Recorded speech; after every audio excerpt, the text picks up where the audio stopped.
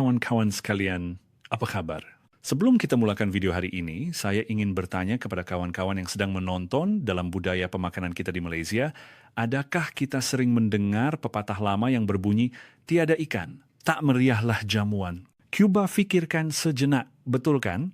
Sejak kita kecil lagi, setiap kali ada tetamu penting datang ke rumah atau semasa jamuan makan besar sempena hari raya atau perayaan lain, pasti akan ada hidangan seekor ikan yang lengkap di atas meja. Ibu kita pasti akan menghidangkan sepinggan ikan kukus yang masih panas berasap dengan berhati-hati, kemudian berkata kepada kita, kepala ikan menghadap datuk, tanda hormat. Dan kepada kita yang masih kanak-kanak, ibu akan berpesan, ekor ikan jangan dihabiskan sebagai simbol rezeki yang berlebihan untuk tahun hadapan. Alangkah indahnya adat dan kepercayaan itu, bukan? Malah pada hari-hari biasa, apabila kita pergi ke pasar, kita suka membeli seekor ikan untuk dibawa pulang. Kita berpendapat bahwa daging ikan adalah pilihan yang paling sehat dan berkhasiat. Kita sering mendengar dokter dan pakar berkata bahwa daging ikan adalah daging putih, jauh lebih baik daripada daging merah yang sering kita makan seperti daging lembu atau kambing. Ia kaya dengan omega 3 yang boleh melindungi jantung dan saluran darah kita, serta DHA yang mencerdaskan otak. Kita sering membelinya untuk anak-anak kita, berharap mereka akan menjadi lebih bijak dalam pelajaran. Di mata kita, ikan seolah-olah sinonim dengan kesehatan dan kebijaksanaan. Tetapi kawan-kawan, bagaimana jika hari ini saya memberitahu Anda bahwa baru-baru ini di dalam grup-grup WhatsApp telah mulai tersebar satu kenyataan yang sangat mengejutkan dan menakutkan, yang mengatakan bahwa daging ikan adalah pemekut kanser? Malah, ada beberapa laporan kajian dari luar negara yang menunjukkan bahwa semakin banyak ikan yang dimakan, semakin tinggi risiko untuk mendapat kanser kulit. Kawan-kawan, apabila Anda mendengar kenyataan ini, adakah Anda juga seperti saya pada mulanya terkejut dan merasakan macam mana mungkin seluruh konsep pemakanan kita seolah-olah diterbalikkan? Doktor terang-terang menyuruh saya makan lebih banyak ikan, tetapi kenapa message WhatsApp yang dihantar oleh anak perempuan, saya pula mengatakan ikan boleh menyebabkan kanser. Makanan yang kita makan seumur hidup dan sentiasa kita anggap sebagai makanan tambahan yang paling sehat, bagaimana ia tiba-tiba boleh bertukar menjadi racun penyebab kanser? Adakah kita masih boleh makan ikan dengan tenang selepas ini? Bagaimana jika saya beritahu Anda hari ini bahwa kenyataan ini sebenarnya hanya separuh benar? Daging ikan itu sendiri bukanlah masalahnya, tetapi ada beberapa jenis ikan yang sangat digemari oleh kita di Malaysia. Jika kita salah cara mengendalikannya, ia benar-benar boleh berubah daripada malaikat pelindung kesehatan. Kita menjadi syaitan menakutkan yang boleh mencetuskan kanser perut dan kanser hati. Adakah Anda percaya? Kawan-kawan, ini bukanlah cerita untuk menakut-nakutkan. Dalam video hari ini, saya akan menjadi seorang detektif kesehatan untuk Anda semua, untuk membongkar secara menyeluruh dan objektif rahasia yang paling biasa dan paling membawa maut mengenai ikan penyebab kanser ini. Video hari ini padat dengan maklumat yang sangat penting. Selepas menontonnya, Anda akan memperoleh 4 ilmu penyelamat nyawa yang paling utama. Pertama, kita akan membongkar misteri besar abad ini, yaitu daging ikan adalah pemekut kanser. Saya akan membawa Anda meneliti kajian saintifik terkini dan menggunakan analogi yang paling mudah untuk Anda fahami. Selepas ini, Anda tidak akan lagi menakutkan diri sendiri dengan tajuk berita yang diambil di luar konteks. Kedua, dan ini adalah bahagian yang paling penting, dan teras pada hari ini, kita akan mendedahkan 3 jenis ikan maut yang paling biasa tetapi paling berbahaya di atas meja makan kita. Setiap satu daripada 3 jenis ikan ini menyamar dengan sangat baik. Ia kelihatan lazat, tradisional, malah mewah, tetapi di sebaliknya mungkin tersembunyi karsinogen, kelas 1 dan parasit yang membawa maut. Ketiga, saya juga akan berkongsi 2 kes benar yang sangat menyayat hati. Seorang ahli perniagaan yang berjaya, Encik Tan, hanya kerana satu cara makan yang dianggap oleh ramai orang sebagai nikmat teragung, akhirnya telah memakan kanser masuk ke dalam badannya sedikit demi sedikit. Ada juga satu petua tradisional yang terkenal yang telah menyebabkan ramai orang mengalami kegagalan hati dan buah pinggang dan terpaksa dimasukkan ke rawatan rapi. Kisah-kisah ini pasti akan menjadi peringatan yang paling mendalam untuk kita semua. Yang lebih penting, saya tidak akan hanya menakut-nakutkan Anda. Di akhir video, saya akan mengajar Anda satu set lengkap 3 peraturan emas makan ikan dengan selamat. Ini adalah ilmu paling berharga yang dapat membantu kita makan ikan dengan betul untuk menjaga kesehatan. Mempelajarinya sama seperti mengupah seorang pakar pemakanan marin yang paling profesional untuk kesehatan kita. Jadi saya mohon Anda untuk bersabar dan menonton video ini sehingga habis, bawa pulang ilmu paling penting yang berkaitan dengan keselamatan meja makan kita setiap hari. Sebelum masuk ke topik utama, jika Anda juga ingin belajar cara memilih ikan yang paling selamat dan sehat untuk melindungi diri dan keluarga, sila klik butang subscribe di bawah dan aktifkan lonceng kecil. Dengan cara ini, kelas kesehatan kita tidak akan sesat. Jika Anda suka perkongsian kita hari ini, sila type makan ikan sehat di ruangan komen untuk kita saling memberi semangat demi kesehatan kita bersama. Baiklah. Sebelum mendedahkan 3 jenis ikan maut itu, kita mesti terlebih dahulu membongkar misteri besar abad ini yang membuatkan ramai orang takut untuk makan ikan. Adakah daging ikan benar-benar pemekut kanser? Kenyataan ini kebanyakannya berasal dari satu kajian besar yang diterbitkan pada tahun 2022 oleh Brown University di Amerika Syarikat dalam jurnal Cancer Causes Control. Kajian ini menganalisis tabiat pemakanan hampir 500,000 orang dewasa Amerika dan mendapati bahwa mereka yang makan lebih banyak ikan seolah-olah mempunyai risiko yang lebih tinggi untuk menghidap sejenis kanser kulit, yang dipanggil melanoma malignan. Kawan-kawan, apabila Anda membaca sampai di sini, adakah Anda rasa? Habislah, sains pun dah buktikan. Jangan panik dulu kawan-kawan. Sebagai seorang detektif, kita mesti melihat semua bukti sebelum membuat kesimpulan. Tahukah Anda, saintis yang menjalankan kajian ini sendiri sangat bimbang orang ramai akan salah faham terhadap kajian mereka. Di akhir laporan mereka secara khusus mengingatkan semua orang bahwa kajian mereka adalah kajian pemerhatian. Ia hanya boleh membuktikan adanya korelasi antara makan ikan dan kanser kulit, tetapi sama sekali tidak boleh membuktikan adanya hubungan sebab akibat secara langsung. Ayat ini agak berbelit, saya akan gunakan satu analogi yang paling mudah, dan Anda akan faham serta-merta. Contohnya, jika kita membuat satu tinjauan, kita akan dapati satu fenomena. Pada musim panas semakin banyak es krim dijual. Pada masa yang sama semakin ramai orang yang lemas ketika mandi di pantai. Bolehkah kita berdasarkan korelasi ini membuat kesimpulan bahwa makan es krim menyebabkan lemas? Sudah tentu tidak. Bukankah itu tidak masuk akal? Karena kita semua tahu kedua-dua perkara ini berlaku serentak karena ada satu sebab lain yang sama di sebaliknya, yaitu kuaka panas. Hubungan antara makan ikan dan kanser kulit juga berkemungkinan besar mempunyai logik yang sama. Para saintis tersebut membuat spekulasi bahwa punca sebenar mungkin bukan daging ikan itu sendiri, tetapi pencemaran lautan yang semakin serius pada masa kini. Di dalam badan ikan, mungkin terkumpul beberapa bahan pencemar yang pernah kita dengar, seperti dioksin, PCB, dan juga logam berat seperti merkuri dan arsenik. Bahan-bahan inilah yang sebenarnya mungkin menjadi dalang di sebalik tabir yang meningkatkan risiko kanser kita. Anda boleh bayangkan lautan sebagai darah dan rumah bagi ikan. Jika rumah ini dicemari oleh sisa industri dan sisa pertanian manusia, maka ikan yang hidup di dalamnya seolah-olah berendam dalam air beracun untuk jangka masa yang panjang. Plankton, ikan kecil, dan udang yang dimakannya semuanya membawa racun. Sudah tentu, ikan itu sendiri juga akan mengumpul toksin ini sedikit demi sedikit di dalam badannya.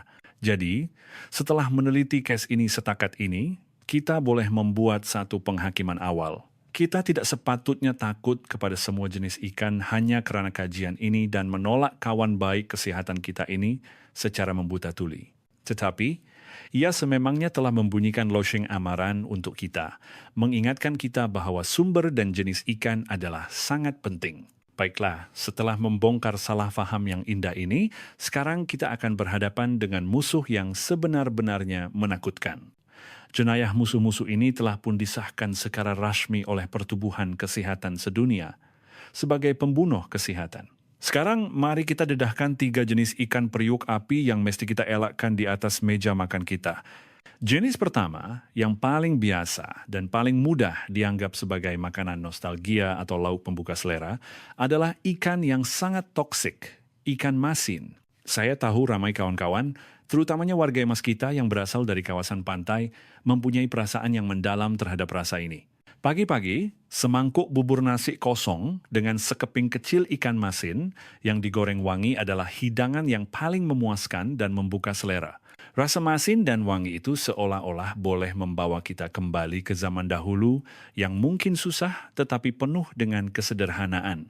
Tetapi kawan-kawan, hari ini saya mesti memberitahu Anda dengan nada yang paling serius. Rasa kampung yang kita sangkakan ini sebenarnya adalah pembunuh kesehatan yang telah diseneraikan secara hitam putih oleh Agensi Penyelidikan Kanser Antarabangsa di bawah WHO pada tahun 2012 sebagai karsinogen. Kelas 1, apa konsep karsinogen kelas 1 ini? Ia bermaksud ia berada pada tahap yang sama dengan rokok, alkohol, sirih, dan aflatoksin dari kacang tanah berkulat yang kita kenali. Ini bermakna terdapat bukti yang jelas, mencukupi, dan tidak dapat dipertikaikan bahwa ia boleh menyebabkan kanser kepada manusia. Jadi, kenapa sikur ikan yang elok, selepas digaramkan dan dijemur di bawah matahari, boleh menjadi sesuatu yang begitu toksik? Anda boleh bayangkan proses pembuatannya sebagai sebuah kilang tindak balas kimia yang sangat toksik.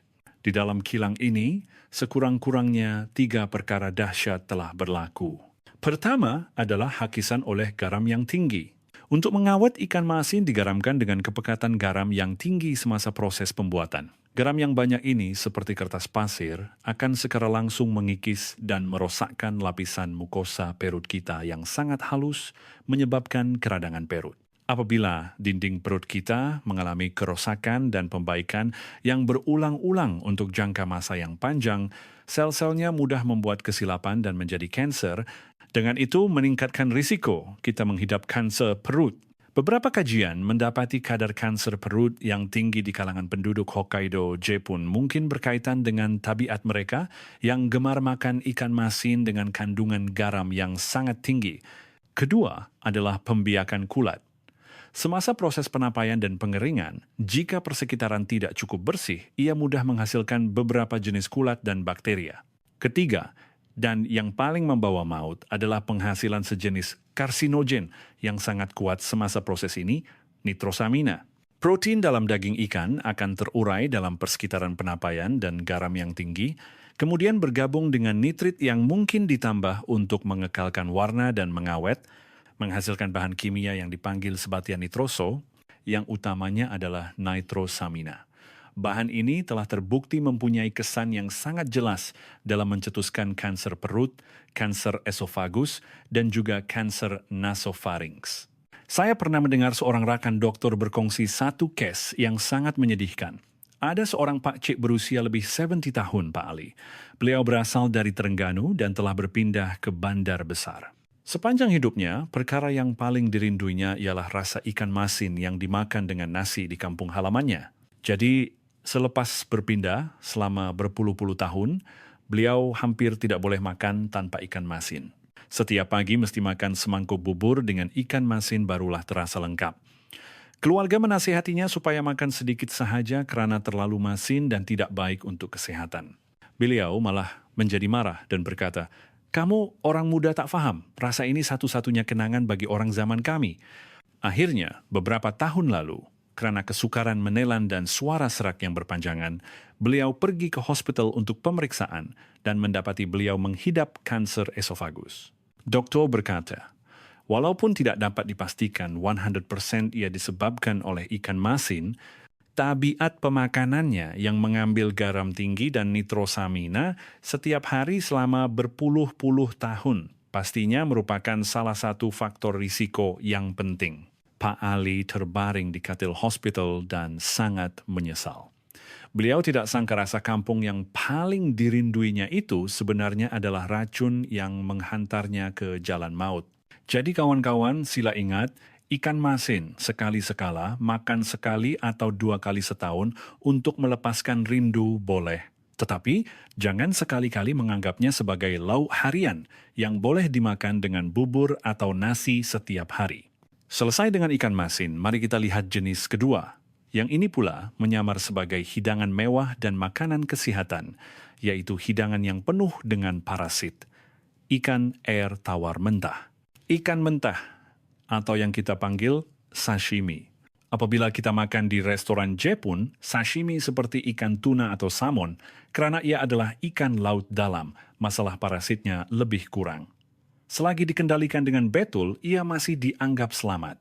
Tetapi, hari ini saya ingin menekankan secara khusus tentang sashimi ikan air tawar. Ramai kawan-kawan di Malaysia, terutamanya yang suka memancing di sungai atau tinggal berdekatan dengan tasik, sangat suka makan sashimi ikan air tawar yang baru ditangkap seperti ikan patin atau talapia. Mereka merasakan teksturnya lembut, segar, dan manis, satu nikmat duniawi dan anugerah langsung dari alam semula jadi. Malah, sekarang ini sangat populer di internet. Hidangan makanan laut mentah yang diperap-ringkas dengan arak, kicap, dan pelbagai rempah seperti umai atau kerabu udang. Tetapi kawan-kawan, tahukah Anda, kawasan-kawasan yang penduduknya gemar makan hidangan air tawar mentah ini seringkali menjadi kawasan berisiko tinggi untuk sejenis penyakit parasit yang menakutkan, yaitu clonorchiasis, penyakit casing hati. Kenapa?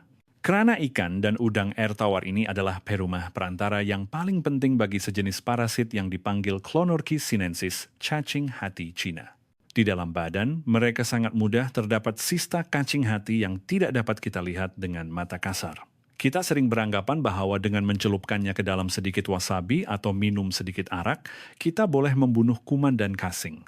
Saya mesti memberitahu Anda dengan sangat serius. Ia sama sekali tidak berkesan. Telur-telur cacing itu mempunyai daya hidup yang sangat kuat. Alkohol dan wasabi bagi mereka hanyalah seperti mandi sahaja. Ia masih akan dimakan oleh kita dalam keadaan hidup. Sebaik sahaja masuk ke dalam badan kita, ia akan menetas di dalam usus kita, dan kemudian seperti raksasa Gerudimini yang paling menakutkan, ia akan bergerak melawan arus ke atas, masuk ke dalam hati dan saluran hempedu kita, untuk menetap dan membiak dengan banyak. Tahukah Anda? Seekor casing dewasa boleh bertelur sehingga beberapa ribu biji sehari. Mereka makan, minum, dan membuang najis di dalam saluran hempedu kita, menyebabkan keradangan dan penyumbatan kronik. Badan kita, untuk menyerang casing-casing ini, juga akan terus-menerus berperang di kawasan itu, menyebabkan kerosakan dan pembaikan pada saluran hempedu. Lama-kelamaan, di bawah peperangan bertahun-tahun ini, sel-selnya sangat mudah mengalami perubahan menjadi kanker dan akhirnya boleh berkembang menjadi sirosis hati, kanker saluran hempedu, atau bahkan kanker hati. Saya pernah mendengar seorang rakan doktor berkongsi satu kes yang sangat meninggalkan kesan. Seorang ahli perniagaan berusia 50 perunggu, An Encik Tan. Beliau adalah seorang usahawan yang berjaya. Hobi terbesarnya ialah membawa pelanggan makan pelbagai hidangan lazat, terutamanya ikan air tawar mentah grade teratas yang dikatakan dihantar terus dari sumber dan baru ditangkap. Beliau selalu merasakan ini adalah cara layanan tetamu yang paling mewah, menunjukkan beliau mempunyai cita rasa dan keikhlasan. Akibatnya, pada usia awal 50-an karena sakit tumpul yang berterusan di bahagian kanan atas perut, seluruh badan menjadi kuning dan berat badan menurun tanpa sebab yang jelas, beliau pergi ke hospital untuk pemeriksaan. Beliau mendapati terdapat tumor di dalam saluran hempedunya dan ia telah menyekat saluran hempedu menyebabkan jaundice. Dokter kemudiannya mendapati sejumlah besar telur casing hati di dalam najisnya. Dokter dengan sangat serius berkata kepadanya, "Encik Tan, kanser Anda ini hampir pasti adalah hasil daripada apa yang Anda makan sedikit demi sedikit selama lebih 10 tahun ini. Anda sangka Anda makan makanan eksotik, tetapi sebenarnya Anda sedang makan hidangan besar telur parasit." Setelah mendengar ini, Encik Tan rebah di kerusinya. Beliau tidak pernah terfikir bahwa cara layanan tetamu yang paling dibanggakannya itu sebenarnya adalah jalan menuju kematian. Jadi kawan-kawan, sila ingat, apa-apa produk air tawar, sama ada ikan, udang, atau ketam, mesti dimasak sepenuhnya sebelum dimakan. Jangan lagi mengambil risiko kesehatan hati kita hanya untuk mengejar keenakan tekstur yang lembut seketika. Baiklah, akhir sekali kita lihat jenis ketiga. Yang ini pula menyamakan kelazatan dengan karsinogen, yaitu ikan yang dimasak pada suhu tinggi, ikan bakar, dan ikan salai. Terutamanya ikan bakar, ya sangat populer sekarang.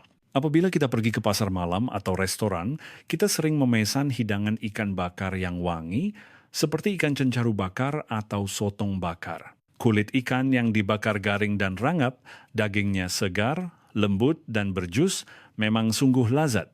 Tetapi kawan-kawan, di sebalik aroma yang wangi dan asap yang berkepul-kepul itu, satu tindak balas kimia yang menakutkan sedang berlaku secara senyap di atas panggangan kita.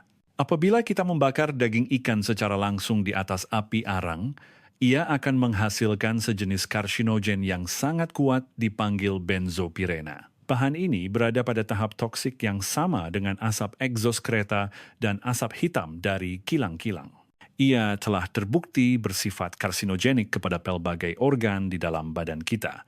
Jadi, dari mana datangnya benzopirena ini?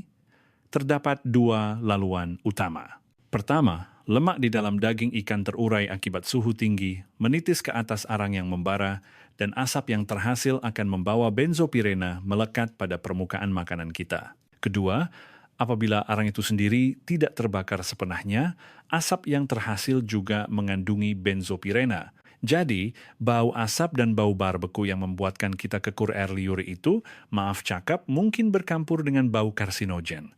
Selain itu, untuk menambah rasa, ikan bakar dan ikan salai biasanya diperap dengan lebih banyak garam dan sos, yang membawa kita kembali kepada masalah garam tinggi dan nitrit yang kita bincangkan pada poin pertama. Banyak tinjauan epidemiologi menunjukkan bahwa di kawasan-kawasan yang penduduknya gemar makan makanan barbeku dan salai, seperti di beberapa tempat di Asia, kadar kejadian kanser perut memang lebih tinggi. Saya mengenali seorang Abang Rosli, seorang pemandu lori yang sangat ramah. Saat yang paling dinikmatinya setiap hari ialah selepas habis kerja, pergi ke gerai ikan bakar di tepi jalan, memesan beberapa cucuk daging bakar, seekor ikan bakar, bersama sebotol minuman berkarbonat untuk menghargai penat lelahnya seharian. Beliau selalu berkata, inilah nikmat hidup sebenar. Akibatnya, pada usia baru mencecah 40-an, karena sering merasa sakit perut dan masalah pencernaan, beliau pergi membuat pemeriksaan endoskopi dan mendapati terdapat adenokarsinoma peringkat awal di dalam perutnya. Dokter memberitahunya, mendapat kanser perut pada usia semuda itu, selain mungkin berkaitan dengan jangkitan Helicobacter pylori, tabiatnya yang makan barbeku dan minum minuman manis untuk jangka masa panjang pastinya merupakan faktor pencetus yang penting. Jadi kawan-kawan, ikan bakar dan ikan salai, cobalah kurangkan makan seboleh mungkin. Jika benar-benar teringin, lebih baik buat sendiri di rumah, jangan beli di gerai tepi jalan. Semasa membuat sendiri, ingat jangan biarkan makanan terlalu dekat dengan api arang.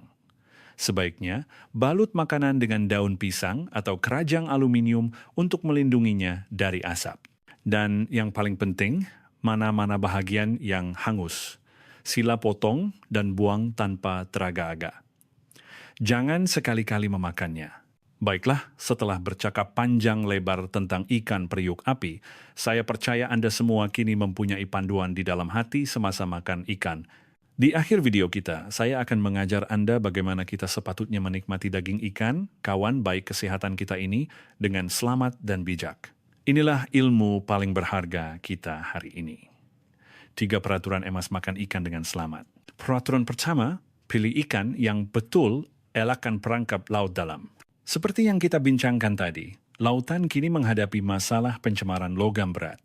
Dan logam-logam berat ini akan terkumpul secara berterusan melalui rantaian makanan ikan besar makan ikan kecil.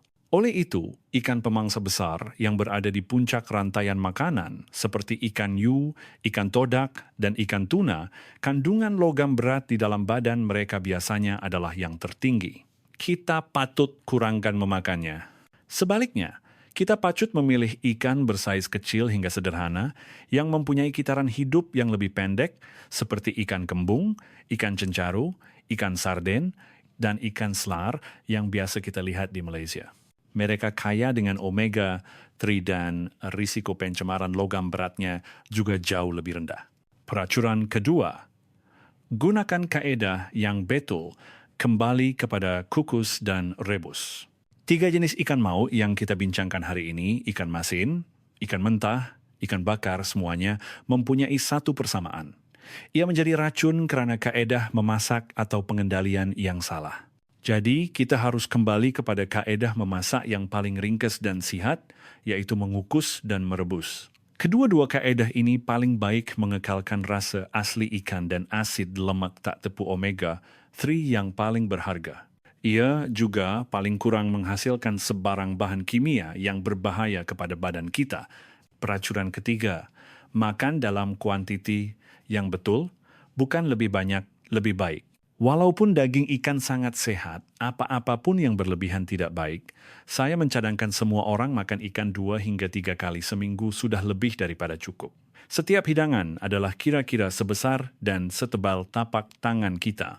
Nikmatilah anugerah alam semula jadi ini dengan cara yang sederhana dan seimbang. Baiklah kawan-kawan, perbincangan kita mengenai topik yang sangat penting tentang makan ikan hari ini sampai di sini saja.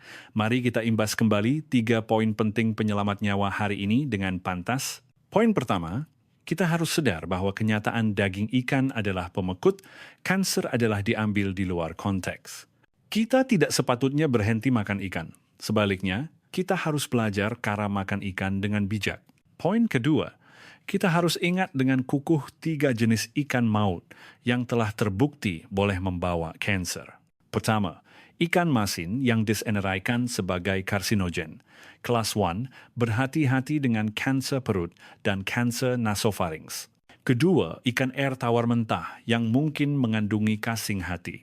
Berhati-hati dengan kanser hati dan kanser saluran hempedu. Ketiga, ikan bakar dan ikan salai yang menghasilkan benzopirena di bawah masakan suhu tinggi, berhati-hati dengan kanser perut. Poin ketiga, kita harus menguasai 3 peraturan emas makan ikan dengan selamat untuk mengambil tindakan proaktif demi kesehatan.